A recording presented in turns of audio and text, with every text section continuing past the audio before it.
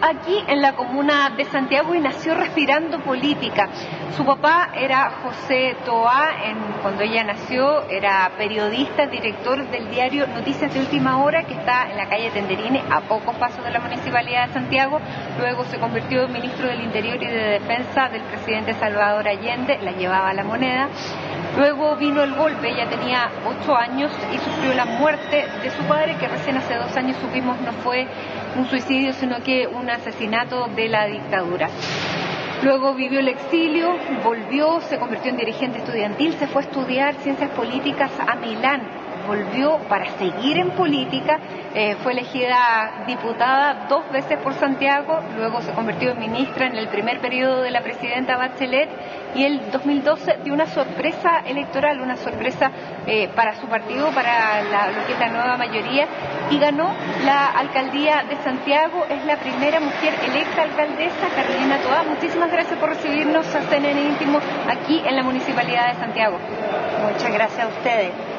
Qué nervio escuchar la historia. Porque son tantas cosas, ¿no es cierto? Sí, uno empieza a hacer recuerdos, inevitablemente. Llegó el 2012, el próximo 6 de diciembre va a cumplir 2 años acá.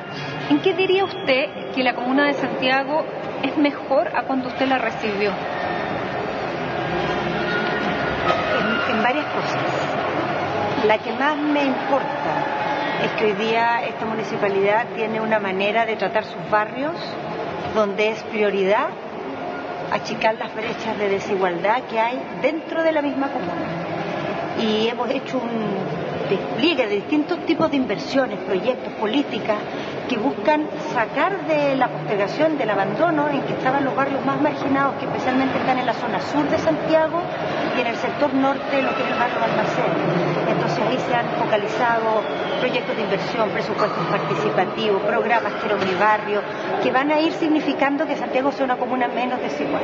Segundo, que yo creo que ha cambiado mucho y en estos días estamos en el corazón de ese cambio, es que se ha vuelto una comuna donde la participación ciudadana está presente en todas partes y hacemos todo tipo de ejercicios.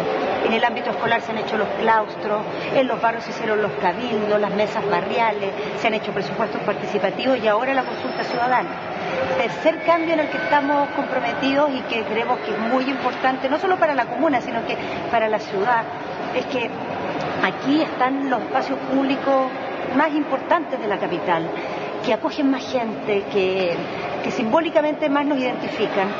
Y su situación era muy compleja, de mucho maltrato, de mucho abandono, de mucho conflicto, y hemos desplegado una política bien amplia para ir resolviendo esos problemas que tienen que ver con no solo con inversiones, sino que también con normas, con fiscalización, con criterios claros para cómo se entregan los permisos y no se entregan, con entregar servicios de más calidad como Municipalidad de Santiago.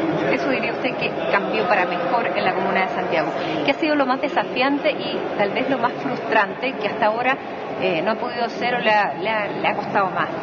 A ver, no, yo no tengo frustraciones. Este es un trabajo, claro, es un trabajo lindo, me encanta, es bien exigente, pero hay cosas que han sido difíciles.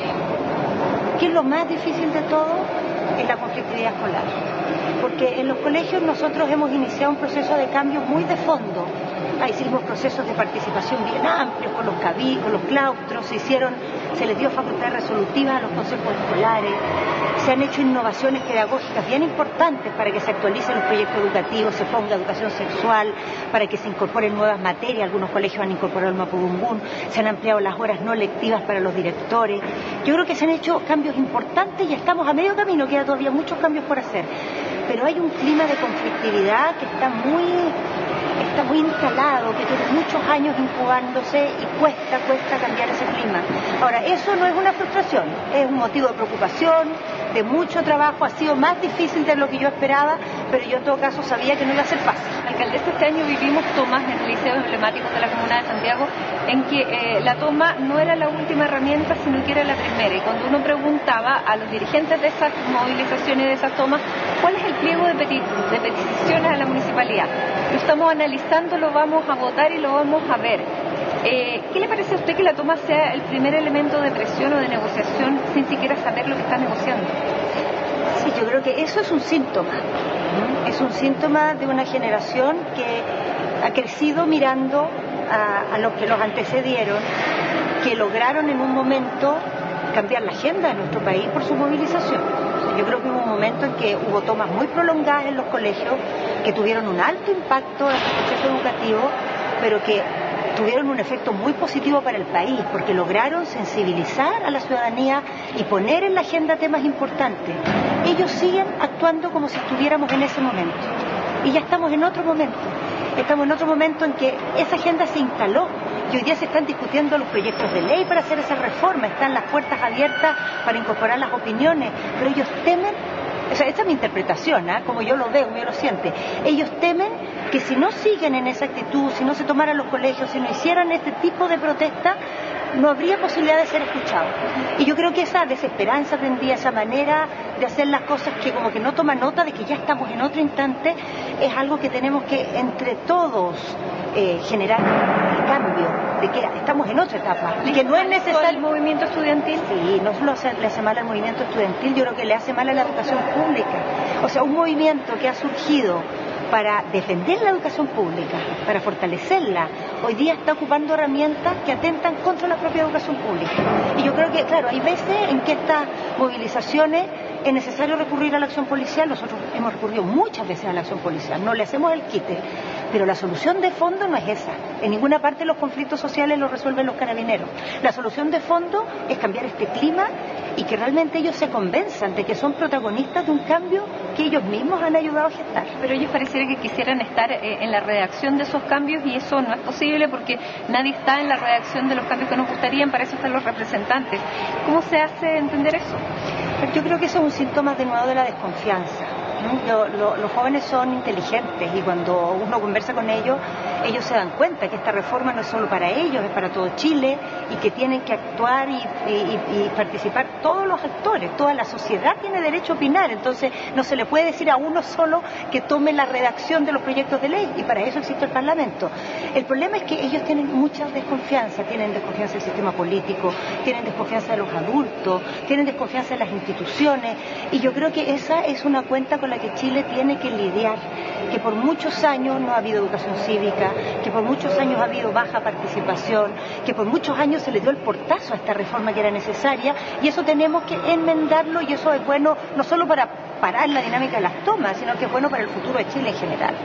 ¿Cómo le llegaron a usted las críticas en medio de las tomas de este año, de este 2014, que le dijeron otra cosa, alcaldesa, es con guitarra y a lo mejor había que desalojar y llamar a carabineros cuando desde la vereda de afuera usted decía que lo primero era dialogar y lo último llegar al desalojo? ¿Cómo vivió ese momento y esas críticas?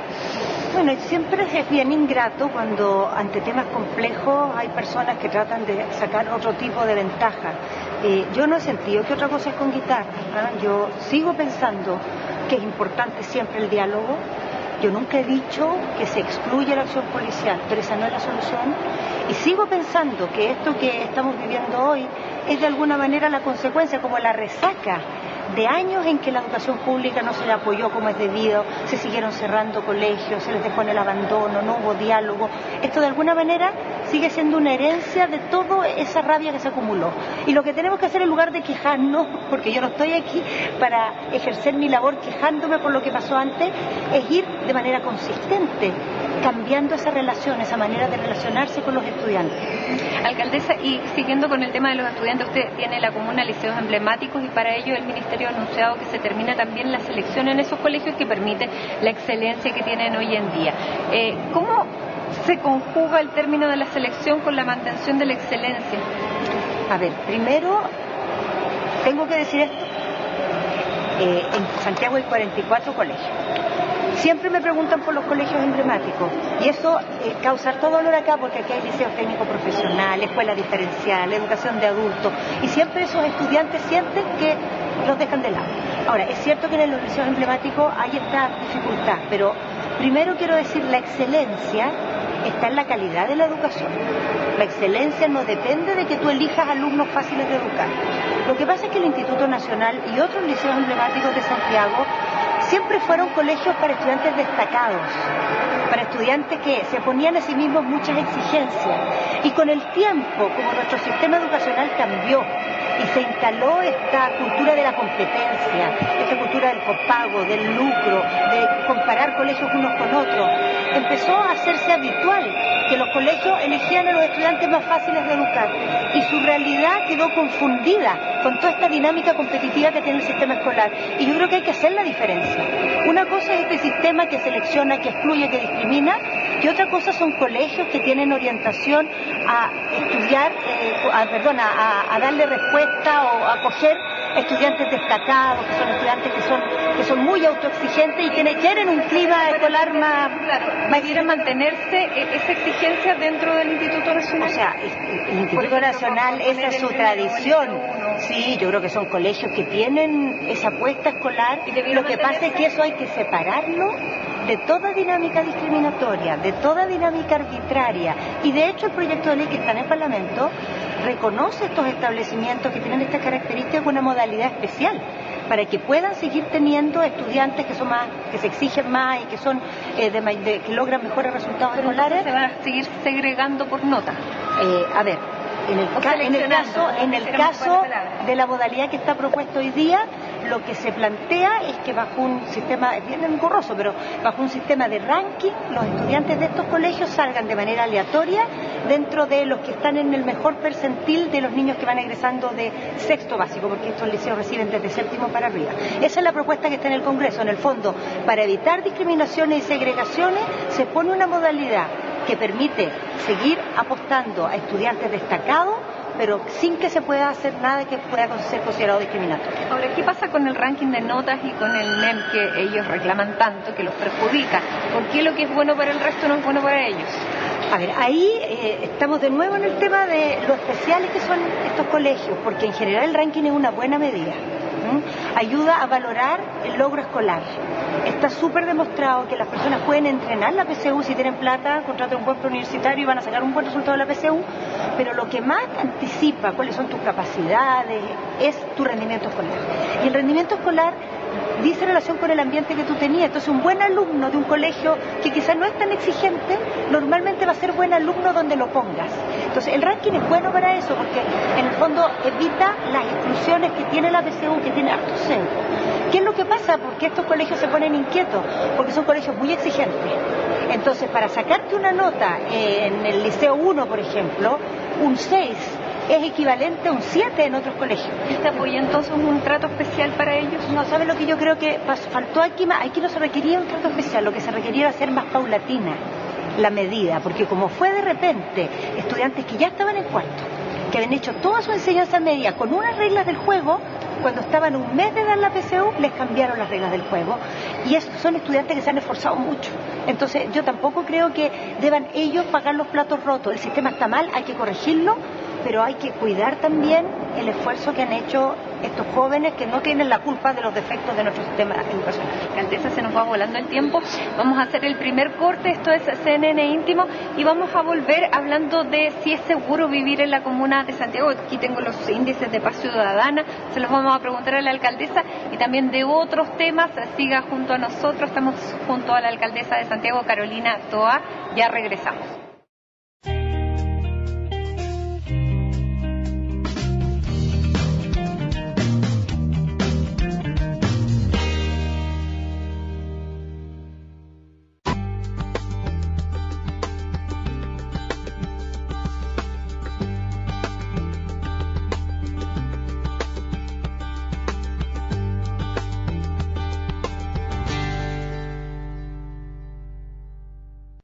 Esto es CNN Íntimo, seguimos en esta edición con la alcaldesa de Santiago, Carolina Toá, y ahora nos trasladamos hasta la oficina de la alcaldía, su oficina, alcaldesa.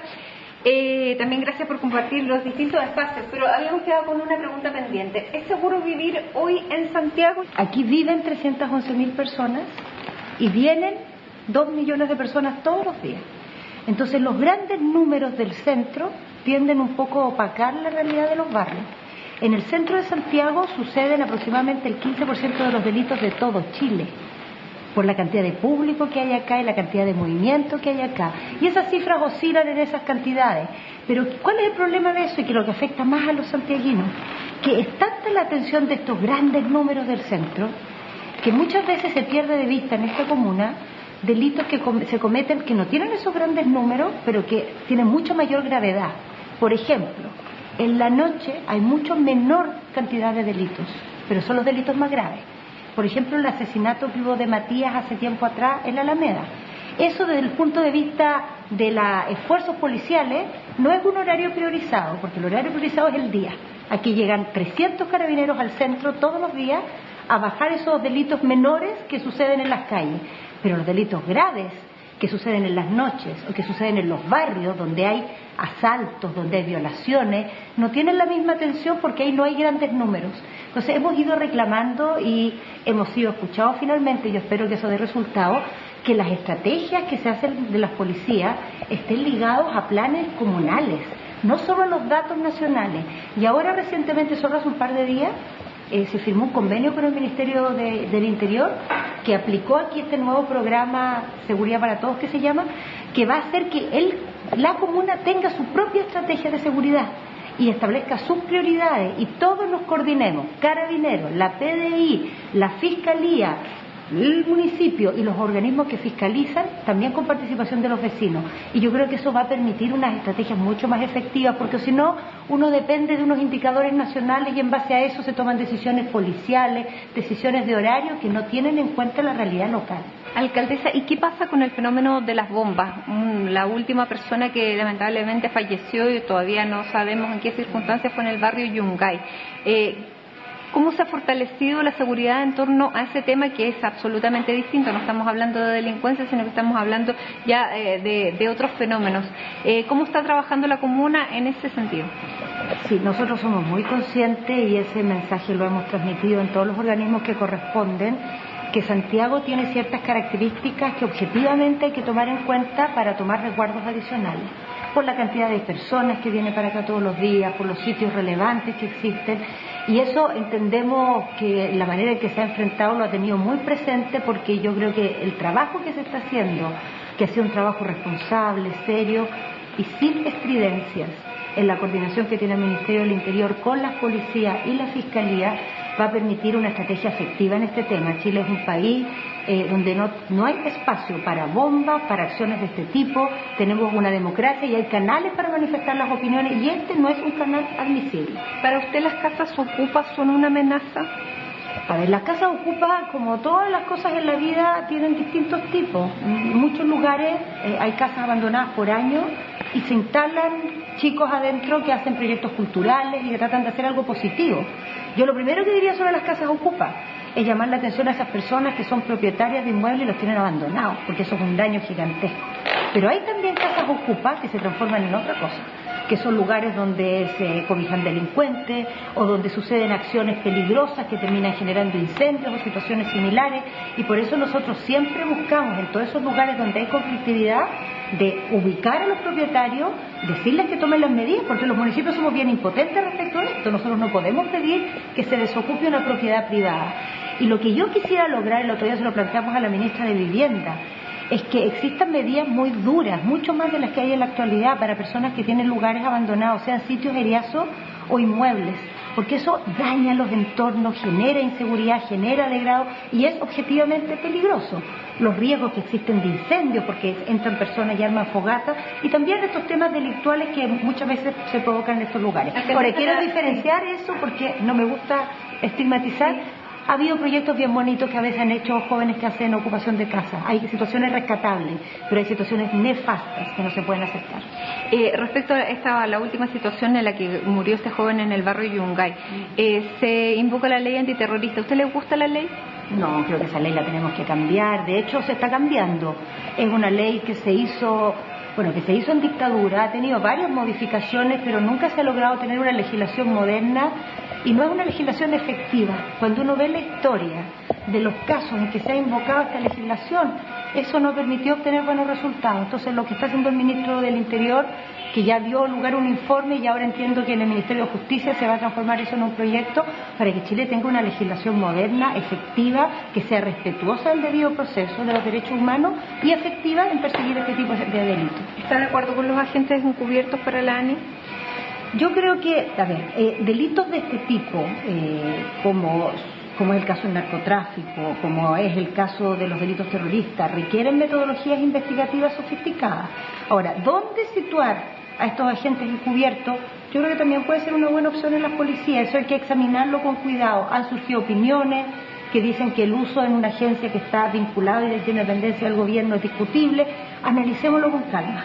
Pero algún tipo de agente encubierto en la localización más adecuada probablemente es necesario, pero pensemos cuál es la mejor. Quizás pueda ser en las mismas policías. Alcaldesa, cambiando de tema, se acaba de terminar la consulta ciudadana. Para que la gente le quede claro, ¿cuándo ya van a comenzar a aplicarse estas modificaciones que salieron de esta consulta? Bueno, nosotros como administración estamos comprometidos en cumplir todas las cosas que fueron consultadas en este proceso, y nosotros las vamos a llevar adelante todas. Aunque no sean vinculantes por ley. Pero son vinculantes para nosotros. Ahora, para llevarlas adelante, algunas las tenemos que pasar por el Consejo, y vamos a ver cuál es la respuesta en el Consejo. Yo confío mucho que el Consejo va a respetar la opinión de los vecinos. Cuando uno es una autoridad electa, no solo tiene que ocupar las elecciones para que lo elijan a uno, sino también para que las personas tomen sus propias decisiones a través de votaciones, como sucedió aquí. Y lo segundo que yo quisiera como reflexionar de esta consulta es que ha sido tan importante la participación, tan impresionante como la gente respondió, y eso yo creo que es bien esperanzador. O sea, muestra que en el ámbito local, si uno abre espacios democráticos y permite que las personas cobren protagonismo en decisiones que les afectan, las personas están dispuestas a participar, a dar su opinión, a ser parte de las decisiones colectivas. Y yo creo que eso es bueno para nuestra democracia, es como una lucecita de esperanza. Alcaldesa, ¿cómo ha cambiado la comuna de Santiago? Lo veíamos ahora en este recorrido que hicimos por los alrededores de la comuna, que hay una fisonomía de la gente de la comuna que cambió. Han llegado muchísimos inmigrantes. ¿Cómo está cohabitando Santiago con estos nuevos santiaguinos? No, el 15% de los habitantes de Santiago son extranjeros. Es un fenómeno nuevo y yo creo que llegó para quedarse. Nos enriquece culturalmente, nos permite como comunidades aprender a compartir con la diversidad, y tenemos que prepararnos para que este proceso se viva positivamente. Aquí en el municipio armamos un programa ahora de migrantes que hace varios trabajos. Se vincula con las comunidades, hace intercambios culturales para fomentar la convivencia, trabaja en conjunto con otras oficinas a cargo de los temas de convivencia para resolver esos problemas que a veces se dan porque hay hábitos diferentes, también hay formas de habitar en la ciudad que hay que mirar con cuidado porque hay personas que abusan. Porque un tema que es bien delicado con la migración es no permitir que haya personas que se aprovechen de los migrantes, que llegan muchas veces desinformados, muy vulnerables, buscando aquí una manera de progresar, y se encuentran entre medio con personas o que los hacen trabajar de manera ilegal, sin cumplir las normas laborales, o como sucede mucho en Santiago, y eso es un tema que nos tiene muy preocupados, es que personas les ofrecen alojamiento en casas que subdividen de manera ya excesiva, sin condiciones de seguridad, sin condiciones sanitarias y a precios muy altos. Entonces eso es realmente un abuso, que no tenemos hoy día herramientas en la ley para controlar. La ley considera que es un acuerdo entre privados, pero nosotros decimos, y estamos tratando de convencer a los organismos responsables, que eso es una actividad comercial, y que como actividad comercial debiera tener los controles de cualquier negocio, porque es un verdadero negocio entregar estos alojamientos que son muy inseguros, muy caros, muy abusivos y a veces sin ninguna condición sanitaria, ni la más mínima, para permitir que una persona o una familia pueda vivir. Lo que más nos interesa es vivir esta nueva realidad cultural de manera positiva, de manera acogedora, porque todavía el día de hoy, con todo lo que ha aumentado la migración, son muchos más los chilenos que viven en el extranjero que los extranjeros que viven en Chile. Y deberíamos lograr, nosotros chilenos, tratar a las personas que vienen aquí a buscar una mejor vida como esperamos que traten a nuestros compatriotas cuando hacen lo mismo en otros países. Alcaldesa, se le ve hablando muy cómoda de todos los temas, de todas las situaciones. ¿Cómo se ha visto usted como alcaldesa? Ya va a llevar la mitad del periodo. ¿Está contenta? ¿Le gusta? Me encanta este trabajo. Es lo más lindo que me ha tocado hacer en la función pública, y me ha tocado hacer hartas cosas, la verdad. Santiago es una comuna con la que tengo un vínculo personal y de mi trabajo de muchos años, pero además es un lugar que te da una oportunidad enorme de hacer cosas, de tomar temas, de innovar. de estar en la escala local, pero al mismo tiempo decidiendo y implementando políticas que llegan a muchas personas, porque por aquí pasan muchas personas, porque aquí están como los lugares simbólicos de nuestra ciudad y también en gran parte de nuestro país. ¿Le gustaría es un trabajo muy bonito. Sí, pero la verdad es que este trabajo siempre asumimos que era un proyecto que requería más de un periodo y siempre ha estado en mi horizonte tener otro periodo. O sea, ¿la moneda no está en su horizonte cercano? La moneda, el palacio, dices tú. A ver, primero ese tema tendrá su momento. No es un tema que yo descarte, pero sinceramente no es el tema de hoy. Y creo que toda esta anticipación de estar ahora todos desesperados viendo temas presidenciales, creo que no corresponde. Habrá un momento para ver eso y cuando se vea habrá que tomar decisiones. Si yo llego en algún momento a tomar esa decisión, no la voy a sentir solo como una decisión personal por algo que yo quiero o que me gustaría. Yo entiendo ese tipo de tareas como tareas colectivas que tienen que ver con un proyecto, y si llegara a hacerlo sería para consolidar, para seguir adelante los cambios que estamos haciendo hoy en el país, que creo que estamos abriendo realmente una nueva etapa y va a requerir más de un gobierno hacerlo. Pero hoy no es tema tomar decisiones de carreras presidenciales. Creo que realmente... Si me dice, me gustaría repostularme a la alcaldía, ¿tendría que dejar a la mitad el segundo periodo de la alcaldía para postular a la presidencia de la República? No, a ver, yo lo que estoy diciendo es que soy alcaldesa, me encanta y siempre he tenido en la mirada el que esto va a requerir otro periodo. En algún minuto va a haber que enfrentar el debate del asunto presidencial. Y ahí tendré que tomar decisiones, y cuando tome esas decisiones va a haber que ver cómo arbitramos las cosas. Algo que yo no voy a hacer es abandonar a la gente de Santiago, no voy a hacer ninguna cosa mal hecha. Pero no es el momento hoy día. Entonces tampoco me pongo a hacer esos cálculos de fecha, porque realmente yo creo que hoy día no corresponde y es hasta feo que los actores políticos estemos pendientes de esa elección cuando yo estoy aquí para ser alcaldesa hoy día y tengo un programa muy exigente, y todos los actores de la nueva mayoría que llevamos 7 meses en el gobierno tenemos una agenda tan exigente también que realmente el tema presidencial no es para hoy, es para mañana. Bueno, de los nuevos liderazgos, de los nuevos candidatos también y de la parte más humana de la alcaldesa de Santiago, Carolina Toá, vamos a seguir conversando luego de una pausa. Esto es CNN Íntimo.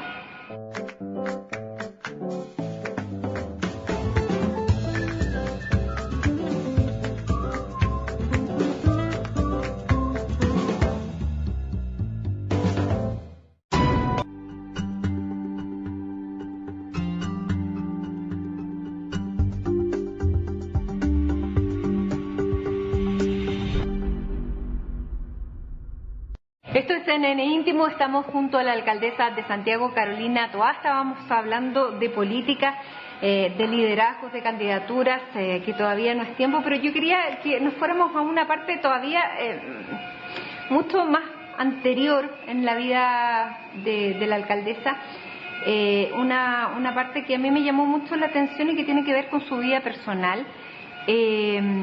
Con la dictadura, con la muerte de su papá, lo anunciábamos en la presentación del programa, y yo quiero recordar junto a ustedes una entrevista que yo leí hace un tiempo en que ella contaba que cuando ella supo de la muerte de su papá tenía 8 años, no se lo pudo decir su mamá porque estaba muy consternada y se lo dijo un tío, y ella tenía 8 años y en ese minuto dijo que no se iba a reír nunca más. Alcaldesa, ¿cómo marcó eso su infancia? ¿Cómo la marcó en el resto de su vida sin este papá del que era tan cercana? ¿Y cuándo logró reírse de nuevo? Porque mucha gente en un principio dice, ella es muy seca o ella es muy dura. ¿Qué pasó a partir de ese momento? Cuando tú pierdes a tu papá como lo perdí yo, no es un tema de la infancia, pasa a ser parte de tu identidad, y te acompaña todos los días, y a mí me acompaña todos los días. No hay un día que yo no me encuentre a alguien que no me haga un recuerdo de mi papá, y que me cuente una anécdota o que me diga algo, y claro, es una herida con la que tú convives, y puedes llevar de muchas maneras distintas. Y en mi caso, yo siento que una gran responsabilidad ha tenido mi madre en que nosotros hayamos podido ser niños sanos después de eso que vivimos, porque ella fue capaz de, por una parte, mantenernos muy vivo el recuerdo de mi papá y su memoria y tenerlo muy presente todos los días, y al mismo tiempo mostrarnos la alegría de vivir, de gozar, de reconstruirnos y de aprender de esta historia para salir adelante.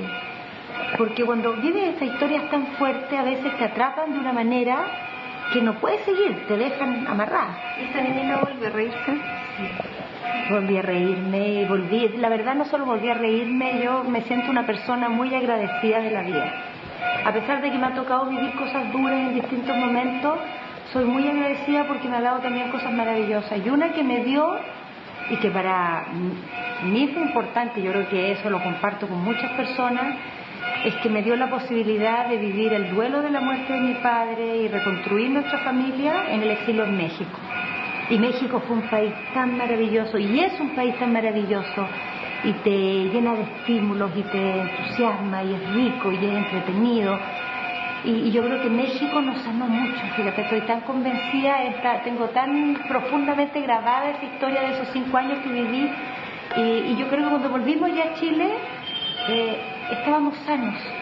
Teníamos, claro, tú tienes una pena, tienes algo que está en tu historia y tienes un tema pendiente, porque la muerte de mi padre todavía no está esclarecida. Ya aclaramos que no es verdad que fue un suicidio. Y eso le quería preguntar, ¿es más reparador saber que no fue un suicidio y que lo mataron porque de alguna manera no los abandonó, sino que alguien tomó la decisión que no fue él? Bueno, es muy importante aclararlo porque siempre lo hemos sentido así, mi mamá siempre ha estado convencida, pero era importante que hubiera una verdad judicial también al respecto. Pero al final, lo que tú necesitas como familia, cuando necesitas aclarar los hechos, no es solamente la justicia en el sentido de la sanción de los responsables, sino que aclarar los hechos te ayuda a sentir que esa persona que murió no murió sola, que lo que pasó y vivió, tú lo sabes, lo compartes y de alguna manera, de esa manera, lo acompañas en lo que fue ese momento. Eso es bien difícil de explicar, pero yo creo que lo sentimos todos los que perdimos familiares en la dictadura y no sabemos cómo fueron sus últimos momentos, no sabemos en qué circunstancias murieron, no sabemos realmente qué fue lo que les pasó. Y de esa manera uno siente como que en esos momentos estuvieron tan solos y siguen hasta el día de hoy, porque no hemos podido encontrar esa verdad. A los 8 años uno tiene recuerdos, ya se acuerda. ¿Usted se acuerda de los momentos cuando? Mucho, porque, a ver, normalmente si tú tienes a tus papás toda la vida, los recuerdos de los 9 tapan los de los 8, los de los 10, los de los 9, y al final no te acuerdas de lo que pasó cuando eres chiquitita. Pero como yo perdí a mi papá a los 8, todos los recuerdos los atesoré, como que los metí en una cajita y los cultivé para que no se perdieran. Entonces sí, tengo hartos recuerdos. Muchos, desde cosas muy cotidianas, de los almuerzos, de las conversaciones, de la sensación de tomar la mano de mi papá en la calle, hasta momentos importantes como fue esa época cuando lo fuimos a ver mientras estaba detenido y hospitalizado en el hospital militar, o los momentos importantes como fue cuando la elección de Salvador Allende, cómo se vivió, cómo nos cambió la vida a nosotros, porque él pasó a ser parte del gobierno y eso fue una revolución en nuestra familia. Tengo hartos recuerdos y los cuido mucho para que no se me olviden. ¿Cómo la marcó como mamá? ¿Cómo es como mamá? Bueno, es bien especial eso porque, claro, yo soy mamá, no soy papá, pero ese padre que perdí me dejó tantas cosas que yo siempre trato como madre, lo más que puedo dentro de las limitaciones que todos tenemos, de también poder entregar esas cosas a mis hijos, y esas cosas son, antes que nada, una sensación de calidez. Lo que yo más tengo presente en mi padre es la sensación que me daba estar cerca de él, lo que él transmitía desde sus gestos, desde su manera de moverse, desde el tono de su voz. Y segundo, para mí mi padre, a pesar de que lo perdí tan chica, ha sido siempre ha alimentado valores en mi vida, y siempre cuando tengo momentos en que dudo, en que me hago preguntas, que no tengo una respuesta falsa, él es una manera de resolver esos dilemas de la vida en base a los valores que él me dejó, por cómo vivió y cómo después de que lo perdí, muchas otras personas me los han seguido alimentando con sus recuerdos, con sus anécdotas, con la manera en que me tratan de alguna manera de traer a la memoria lo que compartieron con él durante su vida. Bueno, y hoy es mamá de una adolescente, de una preadolescente, una adolescente que la tuvo que acompañar a bailar el pie de cueca este año en la inauguración de las fondas. ¿Cómo viven ellos la vida pública de la mamá? Bueno, yo creo que todos los niños que tienen padres con tantas responsabilidades como nosotros, igual tienen un sufrimiento, porque es una demanda de tiempo alta y eso nos ha acompañado toda la vida. Pero al mismo tiempo yo creo que yo siempre he buscado, y cada día lo veo como que cada día tiene su afán, de ocupar y arbitrar los tiempos para darles a ellos un tiempo para estar presente, para que ese tiempo logremos realmente compartirlo.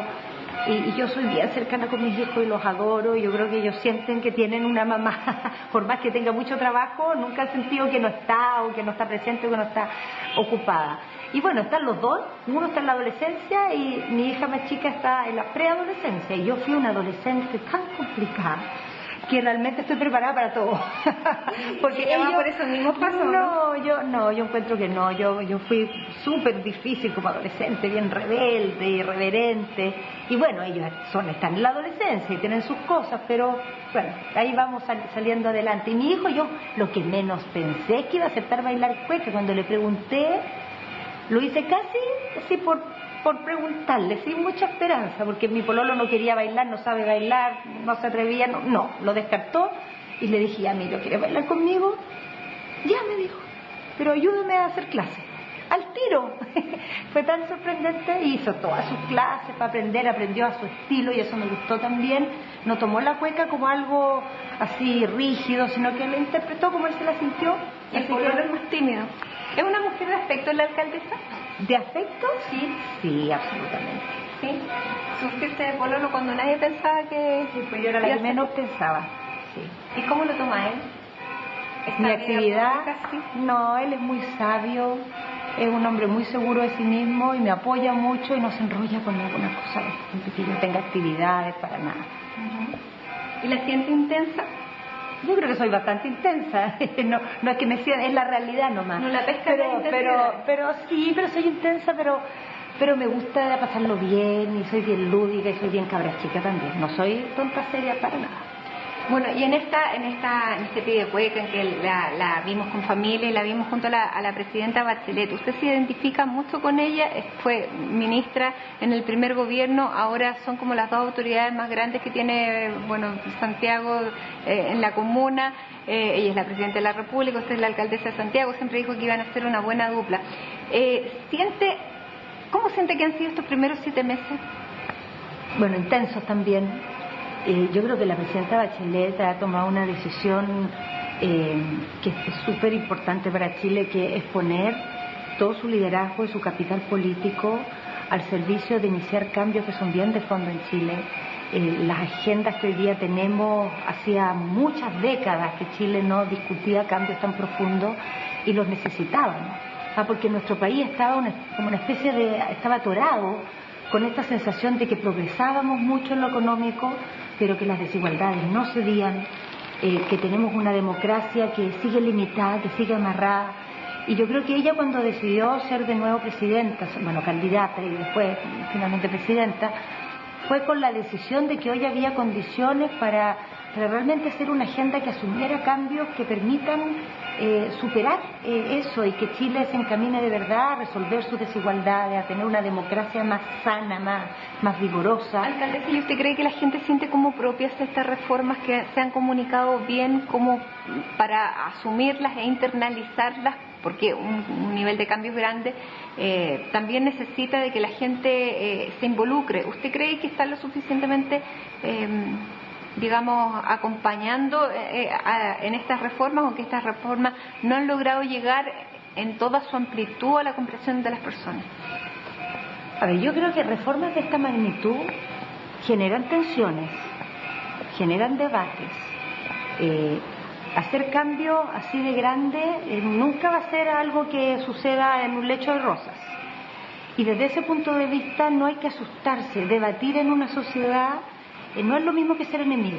Yo creo que hay que generar una cultura de debatir respetuosamente, que podamos tener diferencias y que eso no sea transformarnos, descalificarnos unos a otros, así como también yo creo que en una democracia sana uno tiene que ser capaz de llegar a acuerdos y que eso no signifique que te vendiste o que alguien te chantajeó, sino que uno logró un entendimiento. Es una democracia que no tiene complejo. Más que poner mayoría.